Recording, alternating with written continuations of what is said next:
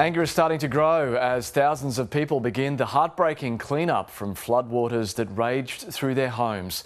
For many, it's not the first time, but they're demanding to know why they weren't warned sooner. One man remains missing and insurance claims continue to rise, with authorities predicting the damage bill could exceed 2011's. Lexi Hamilton-Smith begins our coverage. Desperate flood victims returning home, exhausted and heartbroken, a lifetime of memories reduced to rubble. Mary Neve has lost just about everything in her Yeronga home. It's just really hard, and it's just, yeah, I'm struggling with it, if I'm honest. I'm really struggling because I just want to get back in. She knows the hard work ahead because she's been here before. But I'm just praying with all my heart that I can somehow get through quickly because, you know, it's hard. In Graceville, roadways have become a tip. Police are pitching in. This is our first time and it's a lot quicker than we thought. We were told once every 30 years and we're now, it's happened in 11. Suburb after suburb, filth, debris and sewage. It's really thick on the streets, like there's multiple sewer manholes around that have popped off and there is just toilet paper everywhere, so not nice. The Lord Mayor has ordered a three-pronged approach for the suburbs. Curbside clean-up has started. There is food waste bins available for rotting food that needs to be disposed of and free tipping at our transfer stations. But people are still in shock. We're just praying and that was it. And there's growing anger. It's just really heartbreaking. I just feel like we just didn't have any warning. If we had had warning, we could have put stuff up. This was an extraordinary rain event, the likes of which we haven't seen and you've seen across the state where many records have been broken. The Premier says there'll be an independent report into the catastrophe. One thing's for certain, it will be costly. There's been more than 40,000 insurance claims so far. They doubled in the last 2 days. Now, people are being told don't wait for an assessor to turn up before you throw out your flood damaged goods, but you must document what you've lost. My message is just simply get a photograph. Insurers say it is possible the damage bill could exceed the 2011 disaster, surpassing $1 billion. We are going to be repairing homes that we repaired 3 or 4 times. As the heavy lifting begins in earnest. It's a big job, just got to get in and get it done. There's a nervous eye on the skies with more thunderstorms predicted. We are not over all of this yet, we're not out of the woods. Not by a long shot, a sign we could all use in tough times like these. Lexi Hamilton-Smith, ABC News, Brisbane. The Lord Mayor indicated today that these floods have reached further across the city than those that hit Brisbane in 2011. We cross now to Kate McKenna in another of those suburbs hit hard by the floods, Deagon on Brisbane's north side. Kate, talk us through what you've seen there. Well, Matt, these streets in Deagon were really hit by a deluge of water on Sunday. Now, the floodwaters have receded here, but just to give you a picture of how high they came on Sunday night, locals say it almost reached this street sign beside me. So a huge volume of water, and residents here recall travelling up and down in tinnies, checking on neighbours, ferrying them to safer ground. One man we spoke to this afternoon said he had up to 18 people plus pets sheltering in his home for the night. Residents here are conscious it has impacted them differently. For example, one person has lost a caravan, another person says they've lost almost everything.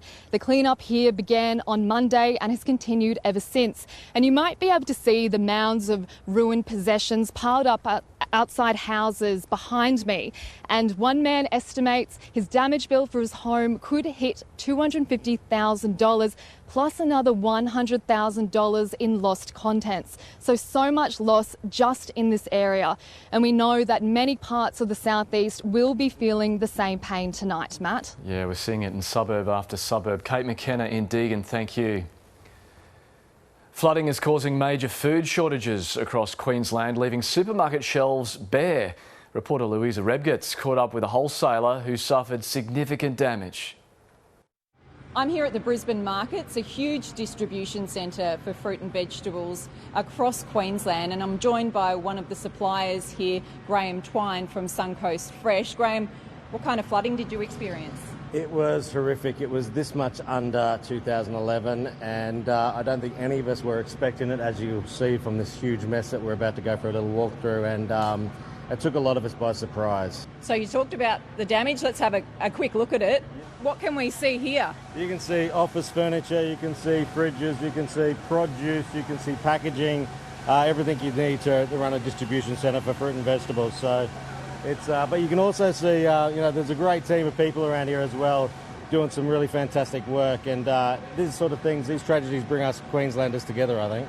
So you supply fruit and vegetables to places across the state. Yep. What kind of losses are you going to experience? There's hundreds of thousands, I suppose, here. So there's that loss, but and it is very tragic. And just the wastage. There's a lot of effort that goes into growing these beautiful produce. All the work that has already gone into this, you just don't ever get that back, and that's really, really tragic. I've had a lump in my throat a lot of the day. We're experiencing a few supply issues at the moment. What can consumers expect over the next week or so? It'll recover a lot quicker than what you think. The supply chain's opening up. Really, it was the floods over the roads that were holding a lot of stuff back. It'll start to come on now. They've cleaned the trading floor. The Brisbane markets have done a great job. They've cleaned that, so we can start to get stuff to the shops and out. So we'll be distributing to Far North Queensland as early as tomorrow. So we'll be back on track very, very quickly. Graham Twine, thank you very much for talking to us. My pleasure. Good luck with the clean-up. Thank you. And hopefully people will start seeing some more fruit and vegetables on their shelves soon.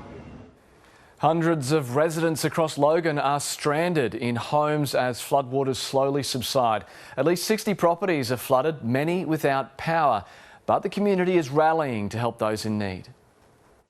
The SES is playing a big role in the wedding of Karen Herring's daughter. They brought the wedding dress over for me yesterday, and now they brought my parents over so they can attend the wedding. So we owe them a carton of beer. Rod Barnes just wanted to make sure his mate had enough in the fridge. I'm taking me mate shopping. He's sort of stuck, as you can see. Tinnies, kayaks and jet skis are being put to good use, ferrying supplies to residents stranded at Waterford West. There are even refreshments for anyone who wants them. We just have some Sunkist and Solo. What did that fella say before when you gave him a drink? Oh, he just said his house is all under and he was very thankful for all this.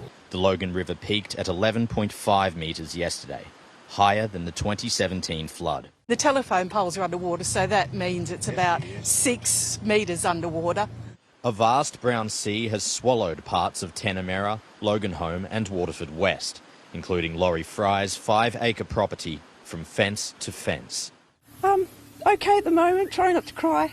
Lack of sleep, moving friends' furniture out, moving people out of their homes. It's pretty rough. So far, 59 properties are known to have flooded in Logan, but that number's likely to rise. Many people haven't been able to get home to check the damage, as hundreds of roads are cut off. An evacuation centre remains open at Crestmead. Some tough days ahead.